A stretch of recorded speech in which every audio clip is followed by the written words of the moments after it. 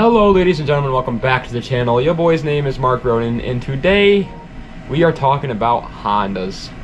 Why? Because I freaking love Hondas. Who doesn't love Hondas? I feel like it's impossible not to like Hondas. They're sedans with a little bit of an angry side, a little bit of a naughty side. It's like they got into the cookie jar when they were younger, you know? Maybe they got a couple of in-school suspension when they were younger, who knows? But Hondas, they got a little, a little tingle to them. And so today I'm going to be going over the 10 most underrated Hondas to ever exist in my personal opinion. Now guys, please let me know some more Hondas that are underrated in the comment section down below.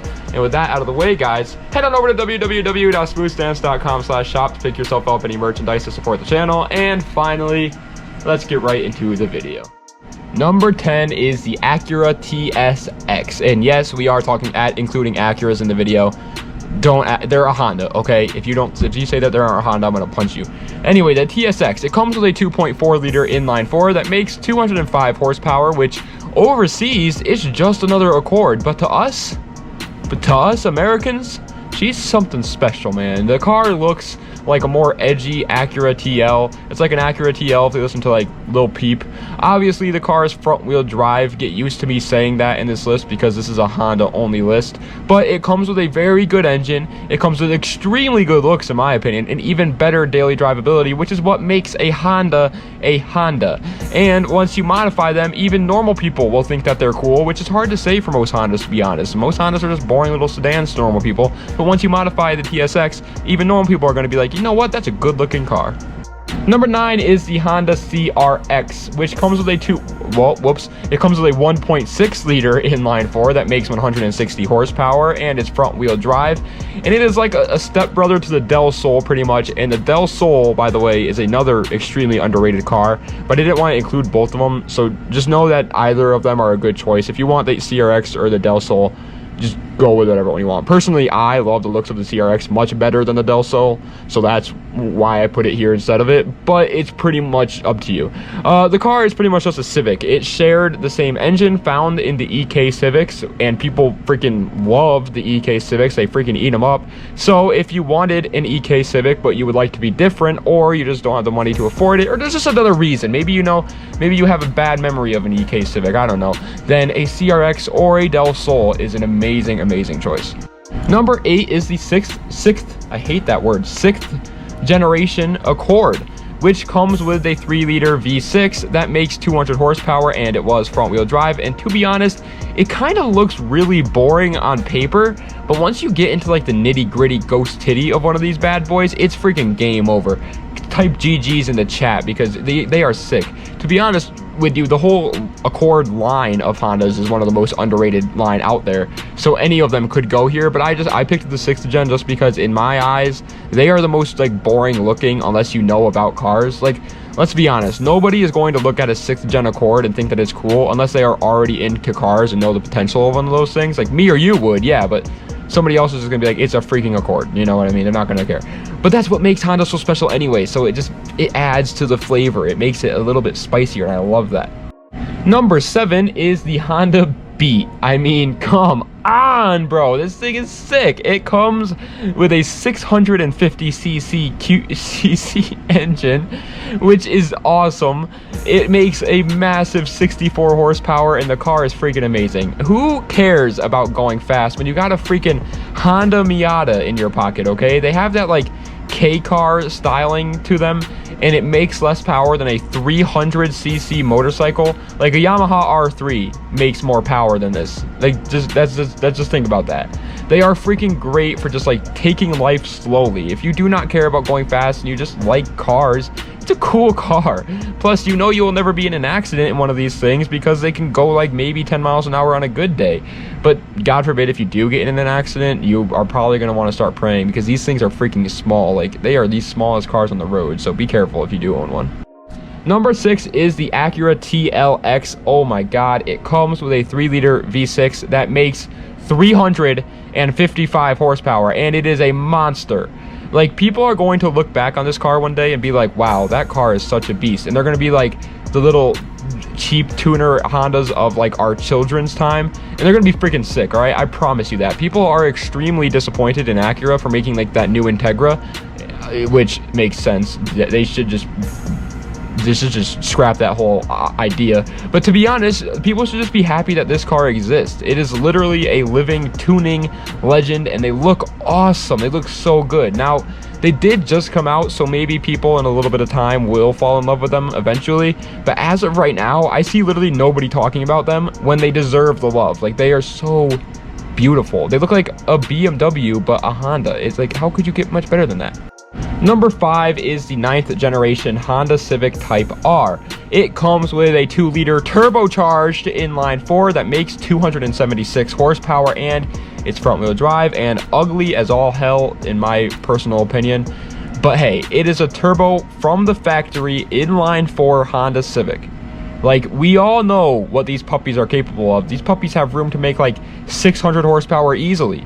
All right, easily. You're gonna buy the car and accidentally like slip on black ice next to the car, and then you're gonna get in it and it's gonna have 600 horsepower. You're gonna be like, how did that even happen? It makes no sense. Plus, some people like that like bubble styling. So if that's you, like if you like this like egg shape that the car has, don't let anybody bring you down on your opinion, because yes, they may look like the end piece of like a loaf of bread, but at least you enjoy it, and that's all that matters. If you think it looks cool, then it looks cool, man. It's up to you.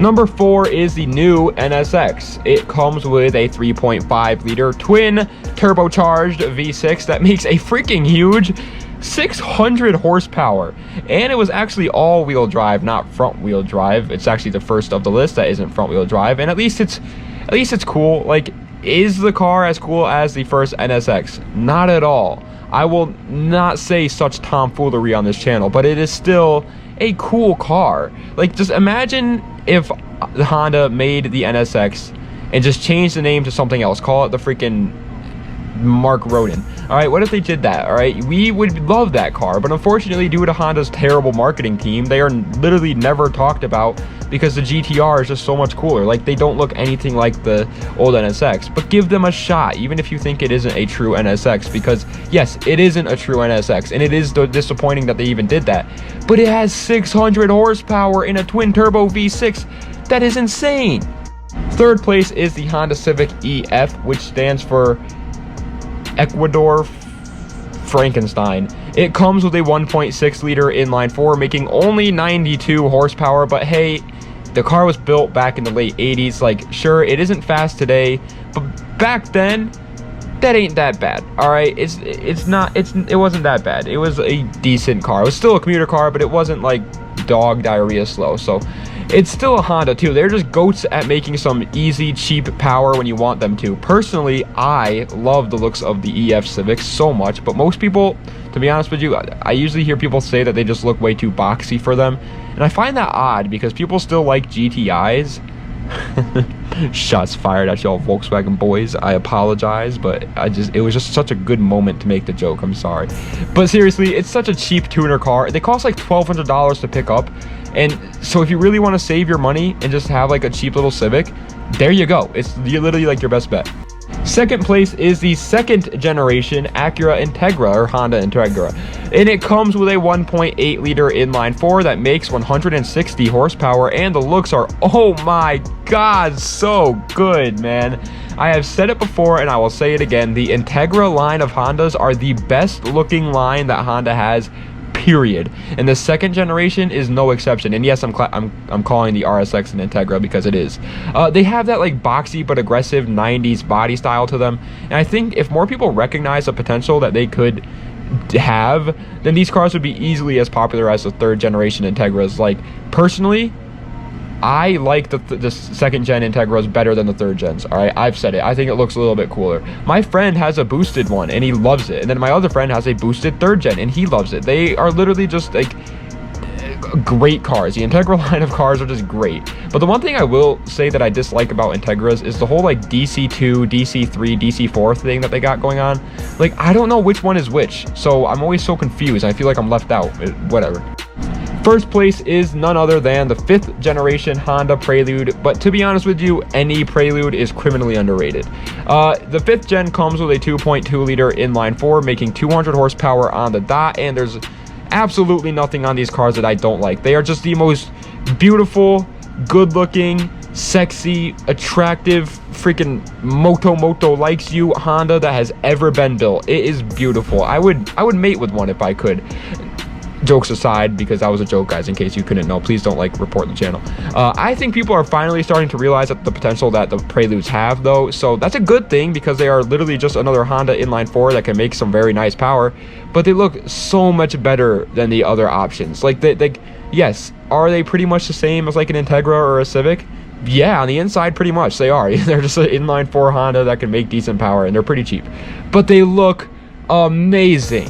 Actually amazing, and that goes for any Prelude. All the Preludes look really good, so if the 5th gen doesn't suit you, the other generations of Prelude are perfect. Look at them, they're great. It just doesn't stop. The whole family tree is freaking supermodels. I don't know why Honda stopped, like, making Prelude lines, the Integra line, all those cool lines, but it's so sad. At least we have, like, the TL, like the T line, we got, like, the TSX and all those, but still, like, bring back the Prelude, man. But that is the end of today's video. I hope you guys enjoyed. If you did, make sure to like, leave a comment of what, like, car brand that you guys want to see me go over some more underrated cars of, because I'll happily do that. And subscribe to the channel for more, guys. Listen, here's the deal with the channel right now, in case you care at all. I'm trying to get as many, like, 350Z videos out there, or, like, helping videos, but it's kind of hard right now because it's the middle of winter and I can't drive the Z. I keep burping, I'm sorry, excuse me, but yeah, it's in the middle of winter, so it's kind of hard for me to drive the Z and get content with it. And now my heater turns off right after the videos ended, so I apologize for that. But anyway, but yeah, like, it's kind of hard for me to drive the car, and so I can't really do much about it. But for sure, like, next summer we'll have a lot of content on the Z, and I'll still try to do my best to make content on the Z in the meantime. But it's just, the winter sucks, man. You never move up north. If you live south, don't move up north, you will hate it. But anyway, guys, thank you so much for watching. Das Vidania. Have a nice night.